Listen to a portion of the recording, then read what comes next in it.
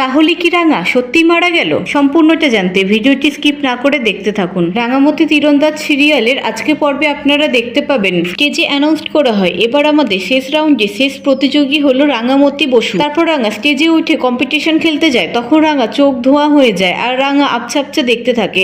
তাও রাঙা তীর নিক্ষেপ করতে যায় আর তখনই রাঙা মাথা ঘুরে পড়ে যায়। রাঙা পড়ে গিয়ে তীরের মধ্যে আটকে ঝুলে থাকে, সেই দেখে একলব্য খুব ভয় পেয়ে যায়। তখনই একলব্য ছুটে এসে রাঙাকে কোলে নিয়ে সেখান থেকে চলে যায়। অন্যদিকে থানার মধ্যে একজন কয়েদি আরেকজন কয়েদিকে এসে বলে, বস আমাদের কাজ হয়ে গেছে, আমাদের ছেলেরা রাঙামতিকে তীর মেরে একেবারে ঝাঁঝরা করে দিয়েছে। ভীষ্মের মতন ওরও সসজ্জা হয়ে গেছে। রাঙা তোমাকে তীর মেরেছিল না, তার শাস্তি তো ওকে পেতেই হবে। এতক্ষণে হয়তো চারিদিকে এটা খবর হয়ে গেছে যে রাঙা ইজ ডেড। তখন ওই চাদর মুড়ি দিয়ে থাকা কয়েদিটা পাগলের মতন হা হা করে হাসতে থাকে। অন্যদিকে একলব্যর বাবা বলে, 3 বছর হয়েছে টিভিটা কেনা হয়েছে, এর মধ্যে খারাপ হয়ে গেল, এখন কোনো কিছুরই আর গ্যারেন্টি নেই।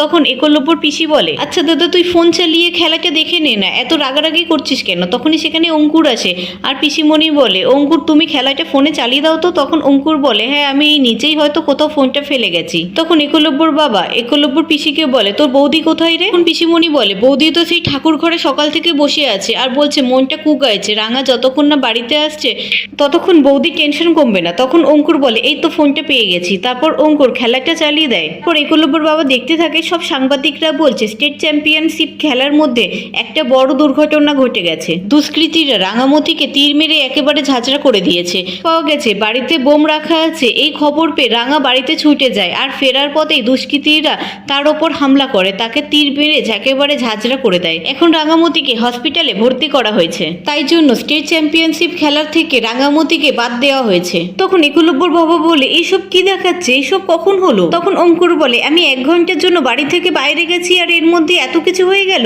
তখনই সেখানে কাঁদতে কাঁদতে অদিতি আর পাঞ্চালি আসে আর বলে, ভাই এক্ষুনি ফোন করেছিল, বলল রাঙাকে নাকি হসপিটালে ভর্তি করা হয়েছে।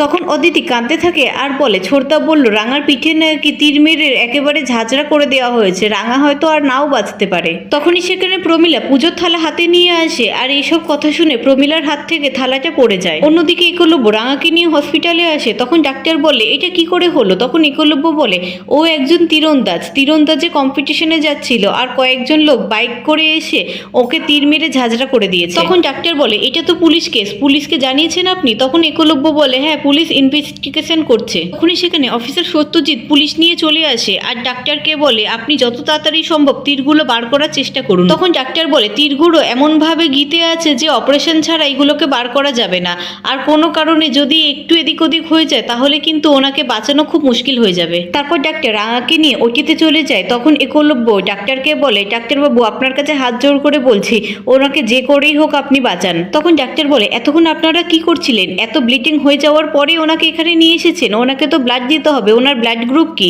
তখন একলব্য বলে, আমি জানি না। তখন ডাক্তার বলে, উনি আপনার কে হন? তখন একলব্য বলে, ও আমার স্ত্রী হয়। তখন ডাক্তার বলে, নিজের স্ত্রীর ব্লাড গ্রুপও আপনি জানেন না, আপনি কেমন হাজবেন্ড? এই বলে ডাক্তার সেখান থেকে চলে যায়। তারপর একলব্য সত্যজিৎ স্যারকে বলে, দেখেছেন তো, এই জন্য আমি বারণ করতাম রাঙামতিকে কোনো মিশনে নিয়ে যেতে। এবার কি হবে? এবার তো রাঙামতির লাইফ রিস্ক হয়ে গেল। আপনাদের তো উচিত ছিল রাঙামতিকে প্রোটেক্ট করার, ওকে প্রোটেকশন দেওয়ার। মিশনে নিয়ে যাওয়ার সময় আপনার এই কথাগুলো মনে ছিল না? কত ওর স্বপ্ন ছিল, কত আশা ছিল, ওই যদি না বাঁচে তাহলে এইসব কিছু কি হবে? আমি আপনার কাছে রিকোয়েস্ট করছি, আপনি দয়া করে ওই লোকগুলোকে বার করুন যারা আমার রাঙামতির এই অবস্থা করেছে। তখন সত্যজিৎ স্যার বলে, মিস্টার বসু আমি আপনার কষ্টটা বুঝতে পারছি, আমরা পুরো প্রোটেকশন দেওয়ার চেষ্টা করব, আমরা ওই বাইক বাহিনীদেরকে খুঁজে বার করব, আমরা প্রত্যেকটা সিসিটিভি ফুটেজ চেক করব, আমরা ওদেরকে খুঁজে বার করে ওদেরকে শাস্তি দেব। তখনই সেখানে আরেকটি পুলিশ অফিসার আসে আর বলে, স্যার আমি সমস্ত সিসিটিভি ফুটেজ চেক করে দেখেছি আর ওই বাইকের নাম্বারগুলো ফলস, আর ঘটনাটা এমন জায়গায় ঘটেছে যে কেউ এই ঘটনাটা ঘটতে দেখেনি, কেউ কিছুই বলতে পারছে না, আর রাঙামতি ম্যাডামের যা অবস্থা উনি তো কিছুই বলতে পারবে না।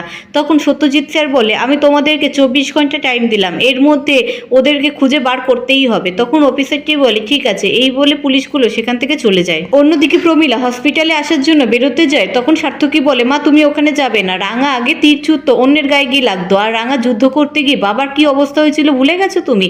আর ওখানে পুলিশ মিডিয়া সবাই আছে, আমার তো তোমাদের জন্য চিন্তা হয়, তোমরা যাবে না, অন্তত বাবার কথাটা ভাবো। ওখানে তো একলব্য আছে, অঙ্কুরও যাচ্ছে, দরকার হলে আমিও যাব, কিন্তু তোমাদেরকে যাওয়ার কোনো দরকার নেই। তখন অঙ্কুর বলে, হ্যাঁ মা মেজদা একেবারে ঠিক কথা বলছে। তখন একলব্যর মা বলে, আমি যাব, আমাকে কেউ আটকাতে পারবে না, আর তোমরা এখানে চুপ করে দাঁড়িয়ে আছো কেন? কেউ একবার খবরটা দেখার চেষ্টা করছো না? তখন সভ্য টিভিটা চালায় আর সাংবাদিকরা বলতে থাকে রাঙামতিকে বাঁচানোর জন্য জটিল অস্ত্রোপচার করা হয়েছে, কিন্তু ডাক্তাররা বলছে রাঙামতির বাঁচার চান্স মাত্র 20%। এই শুনে বাড়ির সকলে খুব ভয় পেয়ে যায় আর একলব্যর মা খুব কাঁদতে থাকে। তারপর কাঁদতে কাঁদতে একলব্যর মা অসুস্থ হয়ে পড়ে। অন্যদিকে ডাক্তাররা রাঙামতির তীরগুলো বার করতে থাকে আর বলে যেই তীরটা বেশি গেঁথে আছে তাতে হার্ট ইনজিওর হতে পারে আর বাকি তীরগুলো থেকে কিডনিও ড্যামেজ হতে পারে, তাই খুব সাবধানে আমাদেরকে এই তীরগুলোকে বার করতে হবে। তারপর ডাক্তাররা অপারেশন করে একটা একটা করে তীর বার করতে থাকে। অন্যদিকে একলব্যর মা খুব উত্তেজিত হয়ে পড়ে হসপিটালে যাওয়ার জন্য, কিন্তু প্রমীলাকে হসপিটালে যেতে দেয় না। তখন সার্থকী বলে আমি আর অঙ্কুর তো যাচ্ছি, আর দাদা তুই এখানে মাকে সামলা। আমার হসপিটালে যাওয়ার কোনো ইচ্ছে ছিল না, কিন্তু এটা বাড়ির সমস্যা। রাঙামতি আমাদের সাথে আমাদের বাড়িতেই থাকে আর আমার বাড়ির ছেলে হয়ে এটা আমার কর্তব্য, তাই আমি ওখানে যাচ্ছি, নয়তো আমার একটুও যাওয়ার কোনো ইচ্ছে ছিল না। তখন অঙ্কুর বলে মেজদা তুমি গেলে চলো, আর দেরি করো না। এই বলে অঙ্কুর সেখান থেকে চলে যায়। তারপর সার্থকী যেতে যেতে বলতে থাকে বেশ হয়েছে, রাঙার তীরে রাঙাই একেবারে কাবু হয়ে গেছে। মর রাঙা তুই মর, আর তোর জন্য আমাকে তো এইটুকু দরদ দেখাতেই হবে মা বাবাকে, নয়তো মা বাবার চোখে তো আমি খারাপ হয়ে যাব, মা বাবার চোখে তো আমি আর ভালো সাজতে পারবো না, তাই জন্য আমাকে এইটুকু নাটক তো করতেই হবে। এই বলে সার্থকীও সেখান থেকে চলে যায়। তখন একলব্যর মা আর বাড়ির সকলে খুব কাঁদতে থাকে আর একলব্যর মা ঠাকুরকে বলতে থাকে আমি তো তোমার সামনে বসেছিলাম, তোমাকে তো হাত জোর করে বলেছিলাম মেয়েটাকে ভালো রাখতে, তুমি মেয়েটাকে ভালো রাখলে না। মেয়েটার সমস্ত দায়িত্ব তো আমার ছিল, মেয়েটাকে আমি নিজের হাতে মেরে ফেললাম, মেয়েটার দায়িত্ব আমি পালন করতে পারলাম না। এই বলে একলব্যর মা খুব কাঁদতে থাকে। অন্যদিকে হসপিটালে সাংবাদিকরা একলব্যকে নানান প্রশ্ন করতে থাকে। তখন সত্যজিৎ স্যার বলে একলব্য বাবু সাংবাদিকদের কথায় কোনো উত্তর দেওয়ার কোনো দরকার নেই,